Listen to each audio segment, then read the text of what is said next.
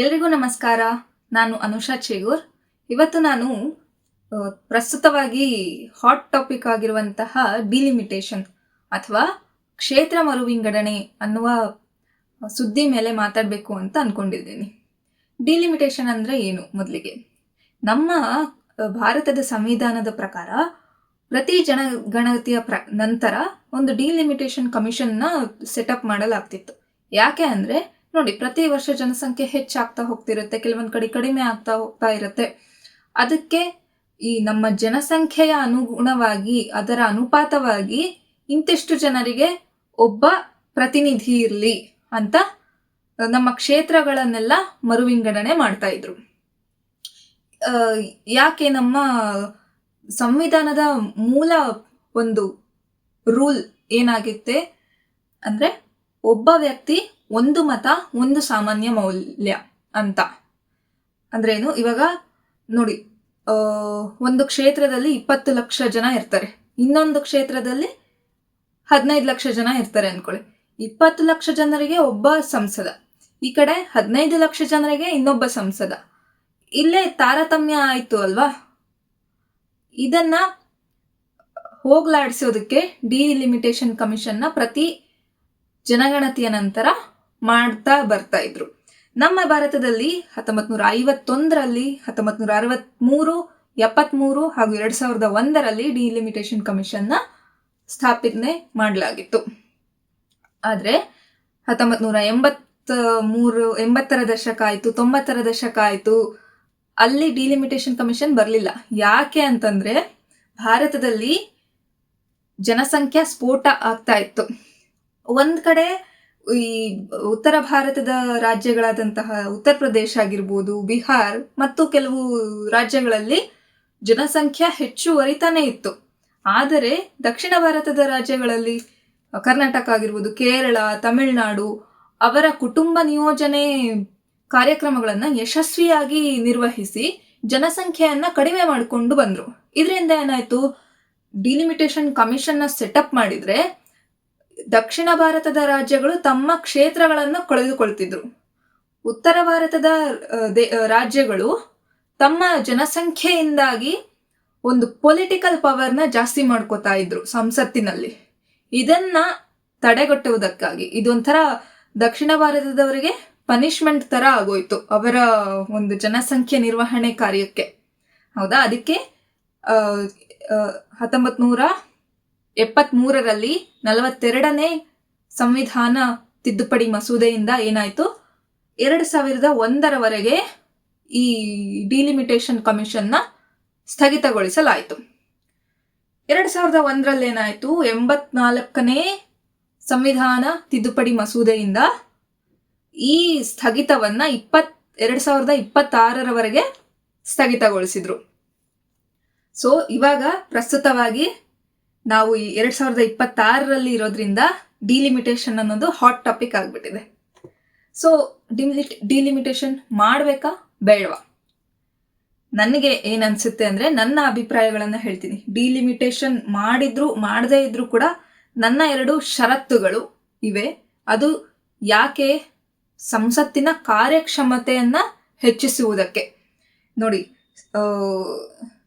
ಇವಾಗಿನ ದುಸ್ಥಿತಿ, ಒಂದು ಸಂಸತ್ತಿನಲ್ಲಿ ಸ್ವಲ್ಪ ದುಸ್ಥಿತಿಗಳಿವೆ, ಅದನ್ನ ವಿವರಿಸ್ತೀನಿ. ಅದನ್ನ ಸರಿಪಡಿಸ್ಬೇಕಂದ್ರೆ ಕೆಲವೊಂದು ನಿರ್ಧಾರಗಳನ್ನ, ಷರತ್ತುಗಳನ್ನ ನಾವು ಹಾಕಲೇಬೇಕು. ಸುಮ್ಮನೆ ಸಂಸದರ ಸಂಖ್ಯೆನ ಬರೀ ಹೆಚ್ಚಿಸ್ಬಿಟ್ರೆ ಅವರ ಕಾರ್ಯಕ್ಷಮತೆಯನ್ನು ಹೆಚ್ಚಿಸ್ದಂಗಾಗತ್ತಾ? ಇಲ್ಲ ಅಲ್ವಾ? ಸೊ ನಮ್ಮ ಸಂಸದರು ಹಾಗೂ ಸಂಸತ್ತಿನ ಕಾರ್ಯಕ್ಷಮತೆಯನ್ನ ಹೆಚ್ಚಿಸಬೇಕು. ಇದಕ್ಕೆ 2 ಷರತ್ತು ನನ್ನ ಪ್ರಕಾರ ತುಂಬಾ ಅಗತ್ಯ ಇದೆ ಅಂತ ನಾನು ಅನ್ಕೋತೀನಿ. ಒಂದನೇದು, ಒಂದು ವಾರ್ಷಿಕ ಕ್ಯಾಲೆಂಡರ್ ಬೇಕು ನಮ್ಮ ಸಂಸತ್ತಿಗೆ. ಇವಾಗ ನೋಡಿ, ವರ್ಷ budget session, winter session, monsoon session ನಡೆಯುತ್ತೆ. ವರ್ಷಕ್ಕೆ ನಮ್ಮ ಸಂಸತ್ತು ಹಾರ್ಡ್ಲಿ 55ರಿಂದ 60 ದಿನಗಳು ಮಾತ್ರ ಕೆಲಸ ಮಾಡುತ್ತೆ. ಎಂಥ ದುಸ್ಥಿತಿ ನೋಡಿ. ಆಮೇಲೆ ಅದರಲ್ಲಿ ನಡೆದ್ರೂ ಕೂಡ ಬರೀ ಗದ್ದಲ, ಗಲಾಟೆ, ಕಲಹ, ಬಾಯ್ಕಾಟ್ಗಳೇ ನಡೀತಾ ಇರ್ತವೆ. ಬರೀ ಅಡ್ಜರ್ನ್ ಮಾಡ್ತಾ ಇರ್ತಾರೆ ಸಂಸತ್ತನ್ನ. ಆಮೇಲೆ ಇನ್ನೊಂದು ದುಸ್ಥಿತಿ ಅಂದರೆ ಸಂಸದರು ಬೇರೆಯವರಿಂದ ದುಡ್ಡಿಸ್ಕೊಂಡು ಅಂದ್ರೆ ಲಂಚ ಪಡೆದುಕೊಂಡು ತಮ್ಮ ಪ್ರಶ್ನೆಗಳನ್ನ ಸರ್ಕಾರಕ್ಕೆ ಇಡ್ತಾ ಇದ್ದಾರೆ. ಹಾಗಾಗಿ ಒಂದು ಸ್ಟ್ರಿಕ್ಟ್ ಪ್ರೋಟೋಕಾಲ್ ಬೇಕು, ಕಟ್ಟುನಿಟ್ಟಾದ ಶಿಷ್ಟಾಚಾರ ಸಂಸತ್ತಿಗೆ ಬೇಕೇ ಬೇಕು. ವರ್ಷಕ್ಕೆ ಮಿನಿಮಮ್ 200 ದಿನಗಳಾದ್ರೂ ಸಂಸತ್ತು ಕಾರ್ಯನಿರ್ವಹಿಸಲೇಬೇಕು ಅಂತ ನನ್ನ ಅಭಿಪ್ರಾಯ.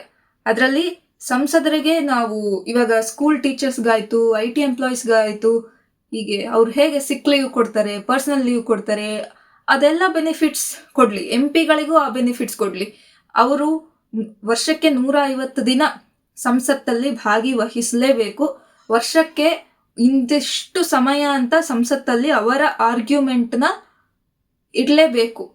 ಜನರು ನೋಡ್ಬೇಕಲ್ಲ, ನಮ್ಮ ಕ್ಷೇತ್ರದ ಪ್ರತಿನಿಧಿ ಅವರ ಅಭಿಪ್ರಾಯವನ್ನ ಹೇಗೆ ವ್ಯಕ್ತಪಡಿಸ್ತಾರೆ, ಅವರ ಅಭಿಪ್ರಾಯ ಏನು ಅಂತ ತಿಳ್ಕೊಳ್ಳೋ ಕುತೂಹಲ ನಮಗೂ ಇರುತ್ತೆ. ಅವ್ರು ಸಂಸತ್ತಲ್ಲಿ ಏನ್ ಮಾತಾಡ್ತಾರೆ ಅನ್ನೋದು ನಮಗೆ ತುಂಬಾ ಅವಶ್ಯಕತೆ ಆಗಿದೆ. ಅವ್ರು ಸುಮ್ಮನೆ ನಾವು ಇವಾಗ ಪ್ರಸ್ತುತವಾಗಿ ಜನರ ಮೆಂಟಾಲಿಟಿ ಹೇಗಿದೆ ಅಂದ್ರೆ, ಒಬ್ಬ MP ಅಥವಾ ಶಾಸಕ ಹೇಗ್ ಗೆಲ್ತಾರೆ ಅಂದ್ರೆ, ಅವ್ರು ಎಷ್ಟು ಮದುವೆಗಳನ್ನ ಅಟೆಂಡ್ ಮಾಡ್ತಾರೆ, ಅವ್ರು ಎಷ್ಟು ಗೃಹ ಪ್ರವೇಶ ಅಟೆಂಡ್ ಮಾಡ್ತಾರೆ, ಎಷ್ಟು ಧಾರ್ಮಿಕ ಕ್ರಿಯೆಯಲ್ಲಿ ಭಾಗವಹಿಸಿರ್ತಾರೆ, TV ಚಾನೆಲ್ಗಳಲ್ಲಿ ಎಷ್ಟು ಹರಟೆ ಹೊಡೆದಿರ್ತಾರೆ, ಅವರು ಬರ್ಡೇ ಸೆಲೆಬ್ರೇಷನ್ ಹೇಗ್ ಮಾಡ್ತಾರೆ, ಇಂಥದರ ಮೇಲೇನೆ ಒಬ್ಬ ಶಾಸಕನ ಗೆಲುವು ನಿರ್ಧಾರ ಆಗಿದೆ. ಅವ್ರು ಏನ್ ಮಾತಾಡ್ತಾರೆ ಸಂಸತ್ತಲ್ಲಿ ಅಥವಾ ವಿಧಾನಸಭೆಯಲ್ಲಿ, ಅವ್ರು ಏನ್ ಮಾತಾಡ್ತಾರೆ ಅನ್ನೋದು ಗೊತ್ತೇ ಇರಲ್ಲ ಜನರಿಗೂ. ಅವ್ರು ಅವ್ರು ಮಾತಾಡ್ಬೇಕಾ ಅನ್ನೋದು ಅರಿವೇ ಇರಲ್ಲ. ಸಂಸದರ ಪ್ರೈಮರಿ ಕೆಲಸ ಶಾಸನ ಮಂಡನೆ ಮಾಡುವುದೇ ನಡೀತಾ ಇಲ್ಲ ಭಾರತದಲ್ಲಿ. ಸೊ ನನ್ನ ಪ್ರಕಾರ ಒಬ್ಬ ಸಂಸದ 150 ದಿನ ಸಂಸತ್ತಲ್ಲಿ 50 ದಿನ ತನ್ನ ಕ್ಷೇತ್ರದಲ್ಲಿ ಕೆಲಸ ಮಾಡಲೇಬೇಕು. ಖಂಡಿತ ಒಬ್ಬ ಸಂಸದ ಅಂದ್ರೆ ಜನರಿಗೆಲ್ಲ ಪ್ರತಿನಿಧಿಯಾಗಿರ್ತಾರೆ ಅಂದ್ರೆ ಅವ್ರು ಜನರ ಜೊತೆ ಬೆರಿಬೇಕು ಖಂಡಿತ. ಹಾಗಂತ ಬರೀ ಈ ಮದುವೆ ಕಾರ್ಯಕ್ರಮ ಬೇಡದೇ ಇರೋ ವಿಷಯಗಳಿಗೆ ಯಾಕೆ ಹೋಗ್ಬೇಕು? ಜನರ ನಿಜವಾದ ಕಷ್ಟದ ಕಡೆ ಗಮನ ಹರಿಸ್ಲಿ. ಕನಿಷ್ಠ ಇವಾಗ 200 ದಿನ ಅಂದ್ರೆ ದಿನಕ್ಕೆ 8 ತಾಸು ದುಡಿಲಿ, 8 ತಾಸು ಸಂಸತ್ತು ಕಾರ್ಯನಿರ್ವಹಿಸ್ಲಿ. ಇದು ಏನಾದ್ರೂ ಇಂಪ್ಲಿಮೆಂಟ್ ಆಯ್ತು ಅಂದ್ರೆ ಭಾರತಕ್ಕೆ ಇದೊಂದು ಗೇಮ್ ಚೇಂಜರ್ ಅಂತ ನನ್ಗನ್ಸುತ್ತೆ. ಈ ಶಾಸನ ಮಂಡನೆ ಮಾಡೋದು ಎಷ್ಟು ಅಗತ್ಯ, ಒಂದು ಉದಾಹರಣೆ ಕೊಡ್ತೀನಿ. Inter state river water bill ಅಂತ 2019ರಲ್ಲಿ ಬಂದಿತ್ತು. ಅದ್ರ ಬಗ್ಗೆ ಇದುವರೆಗೂ ಒಬ್ರು ಮಾತಾಡಲ್ಲ, ಲೈಮ್ ಲೈಟ್ ಅಲ್ಲಿ ಇಲ್ಲ, ಮೀಡಿಯಾದವರು ತಗೊಳಲ್ಲ. ಯಾಕಂದ್ರೆ ಅದು ಯಾವುದೇ ಧರ್ಮದ ಬಗ್ಗೆ ಅಲ್ಲ, ಯಾವುದೇ ಕಾಸ್ಟ್ ಮೇಲೆ ನಿಂತಿಲ್ಲ, ಅದು ದೇಶಕ್ಕೆ ಒಳಿತು ಮಾಡುವಂಥ ಬಿಲ್ಲು. ಅದಕ್ಕೆ ಯಾರು ಮಾತಾಡಲ್ಲ. ಅದೇ ಯಾವುದೋ ಒಂದು ಧರ್ಮದ ಮೇಲೆ ಬಂದಿರುವ ಬಿಲ್ಲು, ಏನೋ ಒಂದು ಕಾಂಟ್ರವರ್ಷಿಯಲ್ ಬಿಲ್ ಆಗಿದ್ದಿದ್ರೆ ಲೈಮ್ ಲೈಟ್ಗೆ ಬರ್ತಿತ್ತು. ಆಯ್ತಾ? ಈ inter state river water bill ಅನ್ನೋದು ನಮ್ಮ ದೇಶದಲ್ಲಿ ಸುಮಾರು ನದಿಗಳ ಮೇಲೆ ಒಂದೊಂದು ರಾಜ್ಯಗಳಿಗೆ ಕಲಹಗಳಾಗ್ತಾ ಇರ್ತವೆ. ಇವಾಗ ಕಾವೇರಿ ಅನ್ನೋದು ತಮಿಳುನಾಡು ಕರ್ನಾಟಕದ ನಡುವೆ ಹೇಗೆ ಒಂದು ಜಗಳ ಸೃಷ್ಟಿ ಮಾಡುತ್ತೋ ಅದೇ ತರ ಎಷ್ಟೊಂದು ನದಿಗಳಿಗೆ ಕಲಹಗಳಿವೆ. ಅದಕ್ಕೆಲ್ಲವಕ್ಕೂ ಒಂದೇ ಒಂದು ಟ್ರೈಬ್ಯುನಲ್ ಫಾರ್ಮ್ ಮಾಡುತ್ತೆ. ಆ ಟ್ರೈಬ್ಯುನಲ್ ಇಂದ ಬಂದ ಜಡ್ಜ್ಮೆಂಟ್ ಏನಿರುತ್ತೆ ಅದಕ್ಕೆ ಒಂದು ಟೈಮ್ ಲೈನ್ ಇರುತ್ತೆ. ಇಂತಿಷ್ಟು ಸಮಯದೊಳಗೆ ಆ ಅವಾರ್ಡ್ ಅನ್ನ ಇಂಪ್ಲಿಮೆಂಟ್ ಮಾಡಬೇಕು. ಎಷ್ಟು ಬ್ಯೂಟಿಫುಲ್ ಬಿಲ್! ಇಂಥ ಕಾಲದಲ್ಲಿ ಅಂದ್ರೆ ಬರಗಾಲ ಇರೋಂಥ ಕಾಲದಲ್ಲಿ ಈ ಬಿಲ್ ಏನಾದ್ರೂ ಪಾಸ್ ಆದ್ರೆ ಎಷ್ಟು ಲಾಭದಾಯಕವಾಗ್ಬಿಡುತ್ತೆ. ಆದ್ರೆ ಇದ್ರ ಬಗ್ಗೆ ಯಾರು ಮಾತಾಡಲ್ಲ. ಅದಕ್ಕೆ ಒಂದು ಬಿಲ್ ಬಂದ್ರೆ ಪ್ರತಿಯೊಬ್ಬ MP-ನೂ ಅದರಿಂದ ಆಗೋ ನಷ್ಟ, ಆಗೋ ಲಾಭದ ಬಗ್ಗೆ ಮಾತಾಡ್ಲೇಬೇಕು. ಇವಾಗ ನೋಡಿ, ಏನೋ ಬಿಲ್ ಬಂತು ಅನ್ಕೊಳ್ಳಿ, ಅದರಿಂದ ಇಡೀ ದೇಶಕ್ಕೆ ಒಳ್ಳೇದಾಗ್ಬೋದು. ಆದ್ರೆ ಒಂದು ಕ್ಷೇತ್ರಕ್ಕೆ ಏನೋ ತೊಂದರೆ ಉಂಟಾಗಬಹುದು. ಪ್ರತಿಯೊಬ್ಬ MP-ಯು ತನ್ನ ಪಕ್ಷವನ್ನು ಬಿಟ್ಟು ತನ್ನ ಕ್ಷೇತ್ರದ ಜನರಿಗೆ, ತನ್ನ ದೇಶದ ಜನರಿಗೆ ಏನು ಲಾಭ ನಷ್ಟ ಆಗುತ್ತೆ ಅನ್ನೋದನ್ನ ಮಾತಾಡಿದ್ರೆ ಆ ಕ್ಷೇತ್ರಕ್ಕೆ ಒಂಚೂರು ತಿದ್ದುಪಡಿ ಮಾಡಿ ಆ ಬಿಲ್ಲನ್ನ ಮತ್ತಷ್ಟು ಒಳಿತಾಗಿ ಮಾಡ್ಬೋದಲ್ಲ. ಇದರ ಎಲ್ಲರ ಕಲ್ಯಾಣಕ್ಕೋಸ್ಕರ ಒಂದು ಬಿಲ್ನ ತರಬಹುದಲ್ವಾ? ಆಮೇಲೆ ಸಂಸತ್ತಲ್ಲಿ ಪ್ರತಿಯೊಬ್ಬ ಸಂಸದನು ಇಂತಿಷ್ಟು ಕಾಲ ಮಾತಾಡಲೇಬೇಕು ಅಂತ ಒಂದು ನಿಯಮ ಬರಲೇಬೇಕು.